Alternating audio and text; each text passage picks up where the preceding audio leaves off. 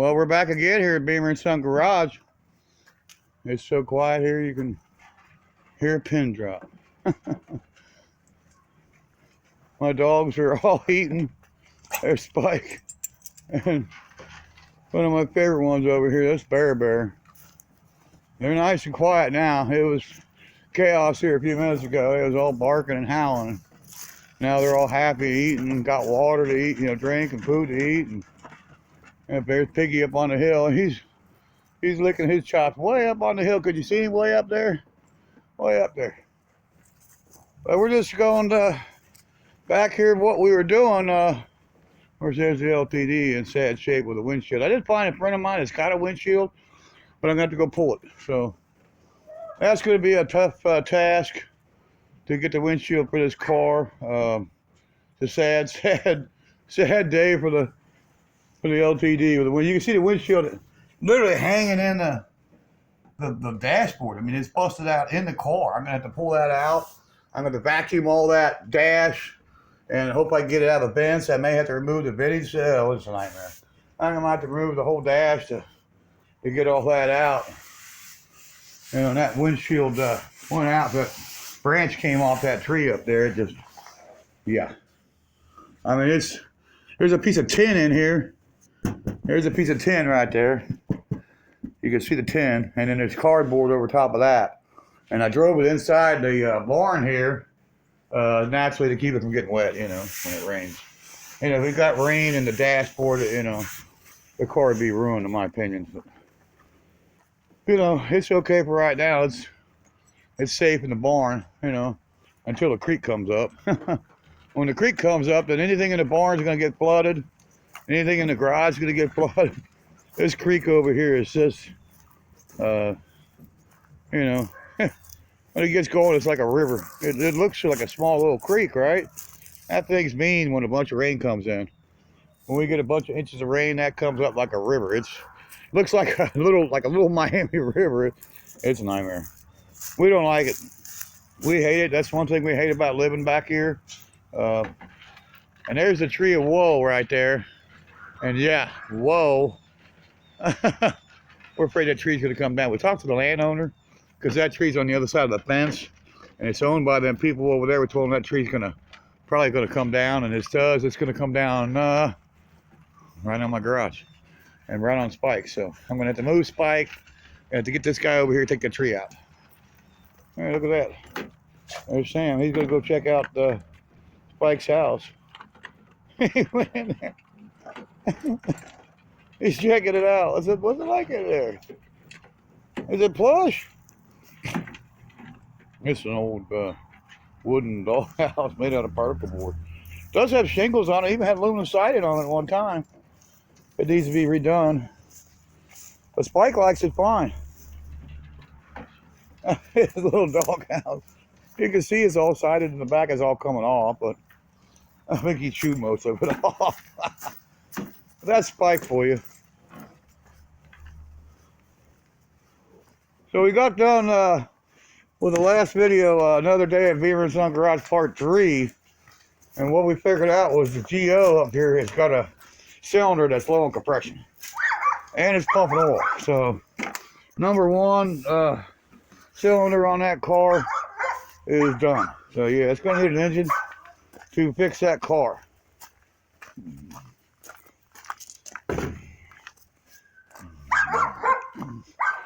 And there she is right there. Still sitting in the same spot. Now the Bonneville, I was out yesterday. I got a headlight for the Bonneville. I got a headlight that came out of the Malibu, Grove Street OG. So check the Malibu. Should be the same bulb. It was a 9006. I thought it was a 9004. It's a 9006 low beam. So I changed out the headlight bulb. I went to Grove's yesterday, Grove Street OG. And you can see the remarkable job he did on the headlights. He went ahead and bumped them. And you can see how nice they look. And they look like brand new. Well, when he's over there, he says, look at this, Beam. He calls me Beam. My last name's Beamer. You guys know that. And he said, push on that core. So you can see water. There's water in the taillight lens. You see that? The whole lens is full of water, so I'm going to remove that whole tail light, drain all the water out. You can see the moisture in the lens here, moisture, and drain that whole tail light, then somehow seal this up because moisture is getting in, water is getting in, and filling that tail light up full of water. You know, when it rains, it pours here at Beaver Truck Garage. I just got the headlight fixed, and now I got to deal with the tail light. You know, these cars. But our good friends at Scott's Speed Shop, I noticed that him and I got something in common. Besides, we're both Mopar nuts, and I'm a Ford freak too. I like them all. He's got a Duster, an old Dusty over here. There's our Dusty, Jed. There's our Duster. We call it Dusty. Old Dusty. Our Dusty's got a 318 4-barrel cast iron factory 318 4-barrel motor. And it was a manual shift, which I really liked about this car. It was a 3-speed on the floor. And it still is. And the only thing I did to it was I put a pistol grip in it, Jed. Yeah, check that out. Your dad's probably got one in that Charger. Your dad, I think his name's Mike. At Scott's Speed Shop, the father. At Scott's Speed Shop, that'd be Jed's father, Mike. Check that out, Jed. And Mike, yeah, I got a pistol grip. Got it offline real cheap. It was just a stick. It wasn't a whole shifter. So I took the stick and modified it, welded it on my 3-speed. And now I got a 3-speed pistol grip shifter in my car. Yeah, it can be done, people. I think I got it for around $100 or something on eBay. And, but yeah, there's our Dusters. We love these Dusters. We like these late model A bodies. It's 74, I believe it is. Then we got something else in common, me and Scott's Speed Shop. He likes A bodies. Well, this is an A body 63 Valiant. It's just like a Dart, you know, it's a convertible. We got that one. We got this A body. We got, I mean, we kind of got A body city. We got the Roadrunners, B body. We got a lot of Mopars, a lot of Plymouths here, Dodges, you know. Even got a Chrysler up on the hill, 5th Avenue, up on the hill.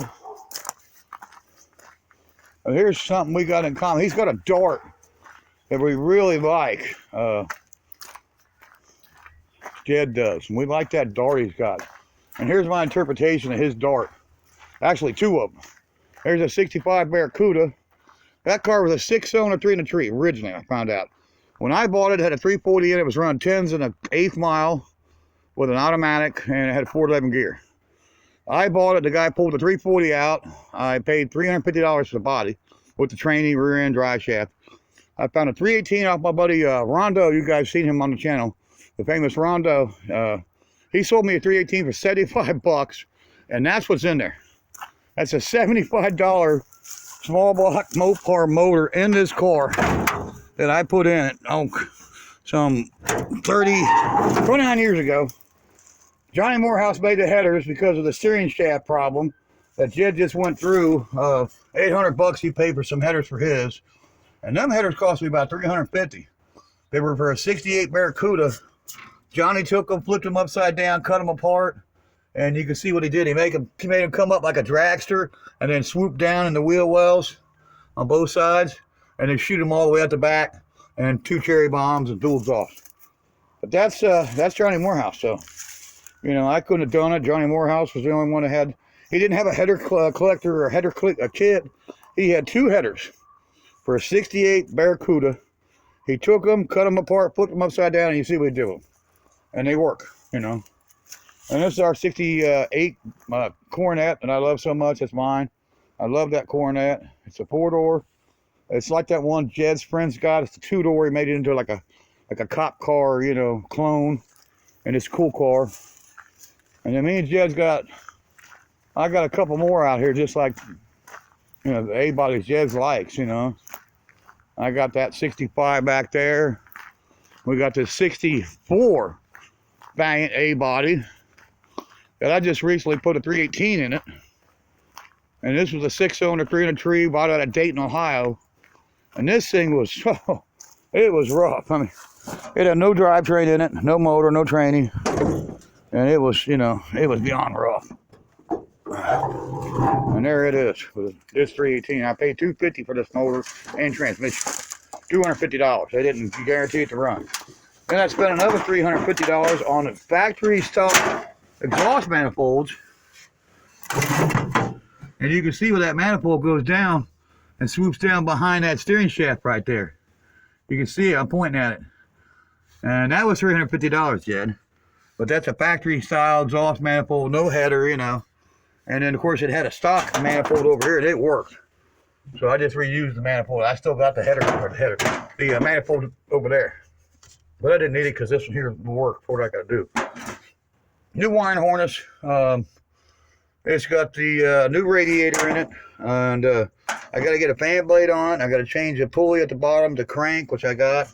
And I got to get this thing back going here, you know. I planned on doing it in the summer, and it was just too nasty. It was too nasty for me, too hot. And now going in the winter is the time. Cold doesn't bother me, it's the heat that gets to me. You know, so there's another one of our A bodies. There's our C body Fury. We love this body here. I love that car. 73 Plymouth Fury 3. We love that car. Big C body.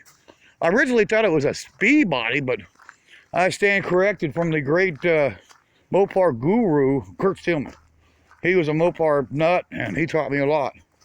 And he informed me that is not a B body Beamer. That is a C body. So that we know that's a C body. Here's another one here. The last one for Jed. Now this is my son's 65 Barracuda. 6-cylinder automatic, all original motor, original transmission. This is his car, and we had it going. He was driving it for a couple of years. It lost spark, and that's where we're at right now. We really wish we had Jed and his brother, Mike. I believe his brother's name is Mike too. I wish we had those two guys over here and help me with the spark. We already switched it over to electronic, Jed, and we still having issues with it. Can't get it to run. It'll start, then it'll, you know, start to run like, you know, dog poopy and cut out and quit. And there it is. And there's the box we put on it. We switched the box on it a couple times and still having issues. It's got a new starter relay, and a new valves resistor, new distributor, new coil. I mean, I've done everything I can to this thing, and I'm kind of at a standstill. So we got to get back to this, get this running again, get it back to my son. I know he wants his car, and I wanted it out of my yard.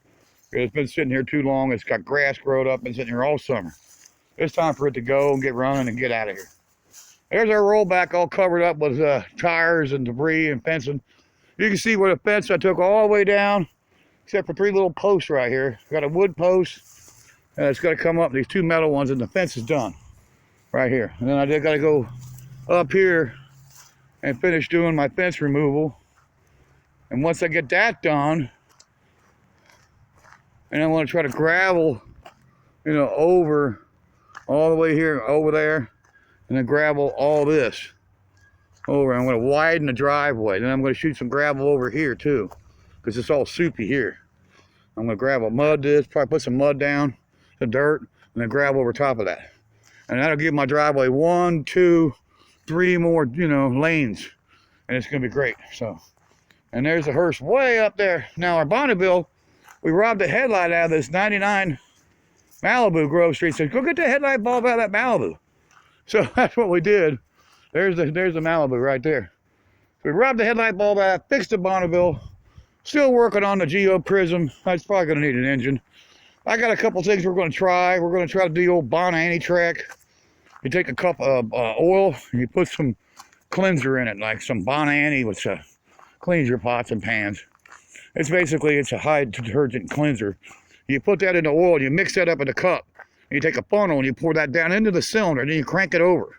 The engine, you crank it over, and you get that, supposed to like polish the cylinder. And maybe I can get compression up on that. Maybe it won't keep puking oil. I don't know. You know, it's just a try. You know, I know that Restore is not going to work. You spend $20 on a bottle of that Restore, that's not going to fix it. Yeah, most likely these piston rings, hone. It needs a rebuild, basically. 160 something, 64,000. It needs a lot of work, so it's pretty much done. You know, that poor GEO, it needs an engine. And there's my Grand Prix with its, brake lines we changed on it. We've been running that car. And thank God we got that car. We got the Bonneville. And we got the 71 four-door up there that we can run. So we got 3 cars. We got the white tow truck we can run. We got some vehicles we can run around and get back and forth to where we got to go. And that's it here at Beamer & Son Garage. Please like, tag, share. You can share the video with your friends, with other people. Tell your family, tell your friends, tell your coworkers about us. Beamer & Son Garage, Scott Speed Shop, Scott Wilson, Bethel Tire, forever and the rest never. We'll see you next time, guys. See you then.